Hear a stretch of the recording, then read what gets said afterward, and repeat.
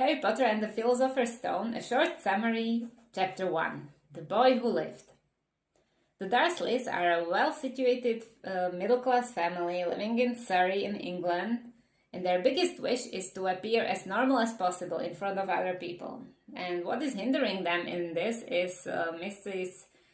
Dursley's sister, who is a bit different, so they decide they will pretend like she doesn't exist at all. Our story begins one morning when Mr. Dursley goes to work and he sees a cat reading a map in front of his house. He thinks this must be just his imagination because cats don't read maps. In the traffic, he sees some weirdly dressed people in bright cloaks. He doesn't like this at all. They are not normal. And later in the bakery, he overhears people talking about the family of Potter with the little son Harry. So this reminds him of his wife's family too.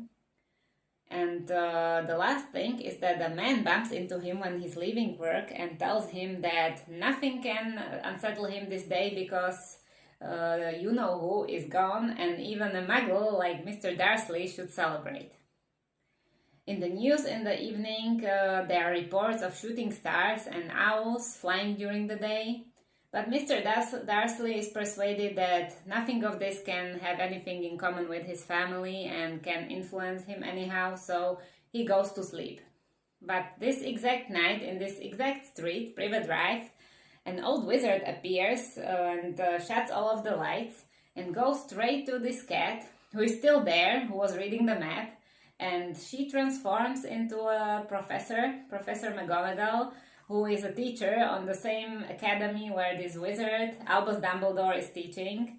And he's the director there. And they start discussing the fate of this little boy, Harry, whose parents have been killed the night before by a mysterious villain. Everybody calls him you-know-who, but Dumbledore is not afraid to say his real name, Voldemort.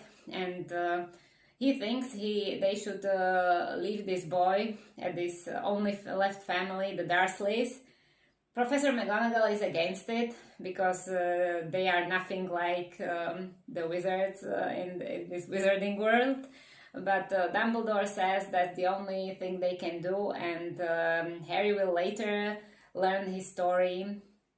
Harry is brought by a giant named Hagrid who comes from the sky on the motorcycle, and he's carrying him in a bundle of blankets, and they leave him with a letter with explanation on the doorstep of the Dursleys, and these three part their way.